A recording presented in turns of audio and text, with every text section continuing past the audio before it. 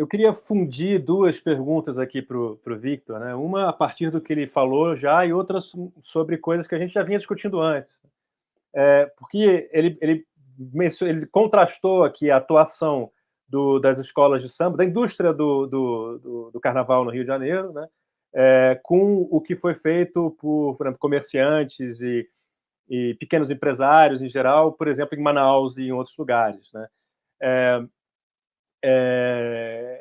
Bom, já aproveitando também com o que o Guilherme colocou, né, dessa falta de auxílio à microempresa, mesmo por intermédio de crédito facilitado e por aí vai. Inclusive, eu conheço alguns pequenos empresários que tentaram ir atrás desse crédito e os juros eram exorbitantes, obviamente não iam conseguir, e assim por diante. Mas, ao mesmo tempo, quer dizer, então, essas pessoas que sentem que precisam trabalhar, que precisam se manter os comércios abertos, manter os negócios abertos e tal, isso pode significar que elas consideram a pandemia uma bobagem, mas pode não significar algo com nada a ver com isso, né? Inclusive, vocês já até falaram disso, né? E dentro disso você tem o outro personagem, que é a pessoa que trabalha nessas empresas, que às vezes é o único empregado, ou 1, 2, 3 empregados, né, de uma pequena empresa dessas, que realmente depende disso, ganha pouquíssimo também, depende disso para sobreviver, né? Então, esse leque de pessoas, assim, né, estão trabalhando normalmente, pegando ônibus, que também é um tema que a gente vai precisar tratar aqui, né, atendendo no comércio, essas pessoas, em geral, né, no que você tem visto das suas manifestações nesses grupos, né, que você acompanha, elas fazem esses trabalhos, elas levam esse dia a dia com a angústia da pandemia, ou mais considerando que tudo isso é exagerado, achando que deveria continuar tudo normalmente mesmo? O que é prevalecente, Vitor? Então, o que eu percebo pela mobilização e pela avaliação dos grupos de tratamento precoce, primeiro, é que essa coisa de criticar a questão do ônibus lotado pega muito, e não é por acaso que os influencers deles repetem nas redes sociais todas. Por que pode ônibus lotado? Toda vez que tem qualquer lockdown, todos os lockdowns de todas as cidades brasileiras permitiram ônibus lotados. Não teve um lockdown que falou que as empresas de ônibus tinham que manter a circulação de ônibus normal para garantir um ônibus sem lotação. Então, o que eles apontam é uma contradição que existe na realidade. Por que pode aglomeração no ônibus? Por quê?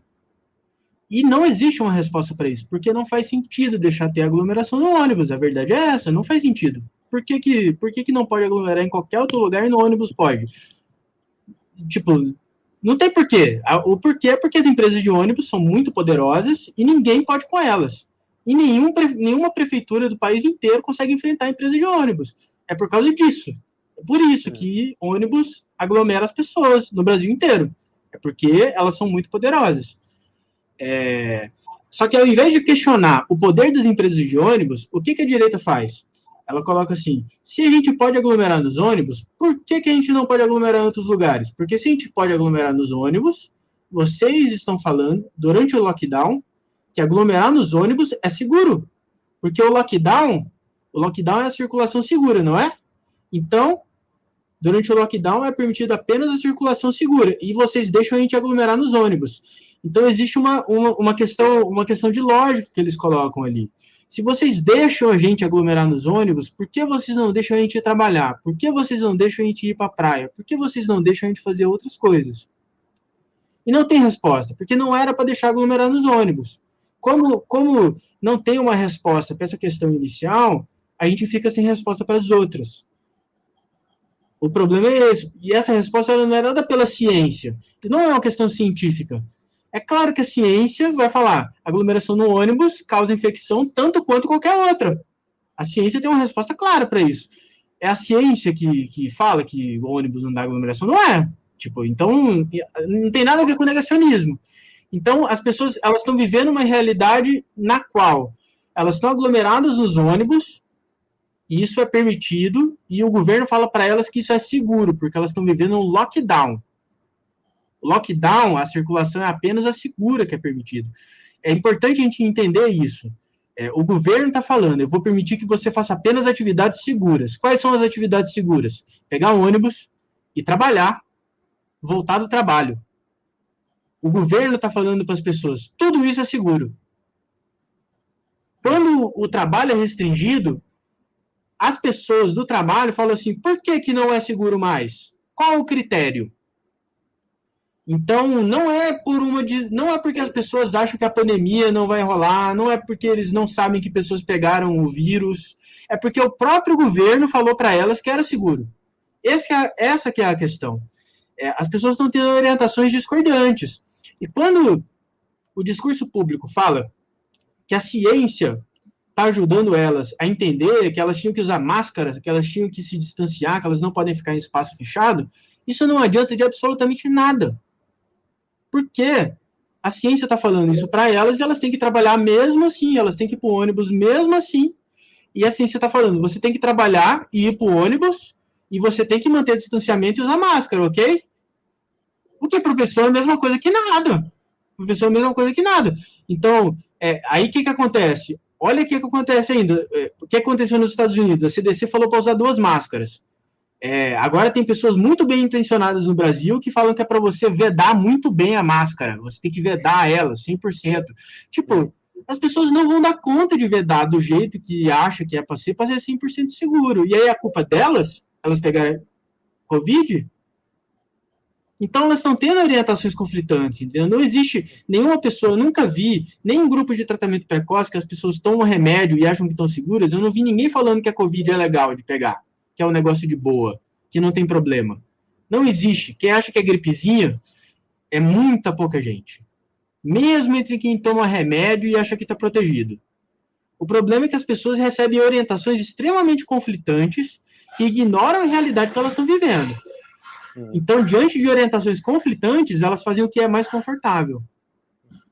Interessante pensar nesse contexto, assim, qual o papel que a ideia do tratamento precoce vai ter, né? Quer dizer, ela tem um efeito, assim, de confortar também, no sentido de que ela fala, bom, já que eu sei que a aglomeração, enfim, que a aglomeração é ruim, apesar de no ônibus acabar, enfim, tendo a orientação de que pode, né? Mas pelo menos eu vou me proteger e esses remédios vão me manter a salvo. Ou é uma coisa mais fria mesmo, do tipo, isso aqui mantém a salvo e pronto, não sei por que as pessoas não estão fazendo isso. Como é que você vê isso nos grupos que você acompanha? Quando o tratamento precoce surgiu, ele era associado ao discurso contra o lockdown e associado ao discurso da gripezinha. Por que a Covid era uma gripezinha? Porque existia um tratamento fácil, barato e rápido que tratava ele. Então, se existe um tratamento, não tem por que se preocupar. Se eu pegar Covid, eu vou tomar cloroquina e vou ficar bem. Esse era o discurso. Aí depois começou a surgir os outros remédios. Eu vou tomar ivermectina, eu vou tomar não sei o quê, porque a cloroquina não estava funcionando, porque os outros remédios não estavam funcionando. Começou a surgir vários, né? Uhum. Então, a primeira questão era essa, tipo assim, a Covid não é grave, primeiro momento. Depois, a Covid é grave, ok, mas tem tratamento, se você tratar precoce, então toma um remédio. Então, esse é o segundo momento. O terceiro momento que a gente está vivendo é o tratamento preventivo. Você não precisa se preocupar com a Covid. Tome ivermectina de 15 em 15 dias que você vai se proteger. É que nem a vacina. Então, é uma alternativa, porque como a vacina surgiu, a vacina deu para as pessoas a possibilidade delas se protegerem da doença, coisa que não existia antes. Então, as pessoas elas estavam diante da situação. Ou eu vou pegar uma doença que eu vou morrer, ou eu tenho um tratamento. Então, elas aceitavam a situação do tratamento porque não tinha nada. Depois passou a tem a vacina. Por que não tem a vacina? Então, para as pessoas se conformarem que não ter vacina, que é uma questão política, que é a responsabilidade do Bolsonaro, essa questão do remédio preventivo apareceu. Para as pessoas, não, tem a ivermectina. A ivermectina te protege tanto quanto a vacina. Então, veja, ninguém está fugindo da doença. Tipo assim, ninguém está falando que a doença é legal, que você consegue fugir das consequências da doença. O que as pessoas querem é se proteger dela, de alguma forma. Então, elas buscam recursos que permitam isso. Mas acontece, por exemplo, das pessoas sentirem do tipo... caramba, eu tenho que me aglomerar, tenho que pegar esse ônibus lotado, eu tenho sei lá, uma mãe, uma avó doente, ou doente não, mas assim, bem velhinha e com comorbidades.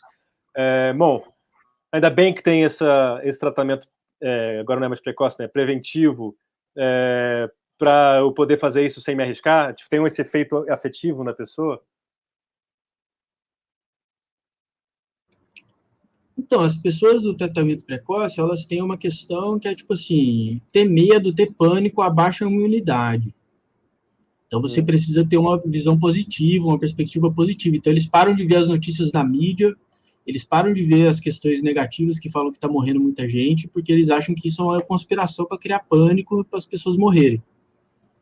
Então, existe uma associação entre tomar o remédio e ter uma perspectiva positiva a respeito da doença. E ter uma perspectiva positiva a respeito da doença é o que te permite sobreviver. Porque se você já está obrigado a trabalhar todo dia, você ainda vai ter que morrer de medo todo dia, entendeu? Uhum. Então, é um negócio que é feito para funcionar para gente que já está exposta. É para isso que serve. Só que não é um negócio que fala assim, se você já está exposto, então tome o remédio. É uma coisa assim, vamos ficar tranquilos, vamos ficar melhor, porque o remédio é para todo mundo, vai ficar melhor para todo mundo. Fique tranquilo, é melhor para a imunidade, você vai ter um tratamento, você não sei o quê. É um discurso que serve para todo mundo, só que ele é direcionado para as pessoas mais vulneráveis possíveis. Entendeu? Uhum.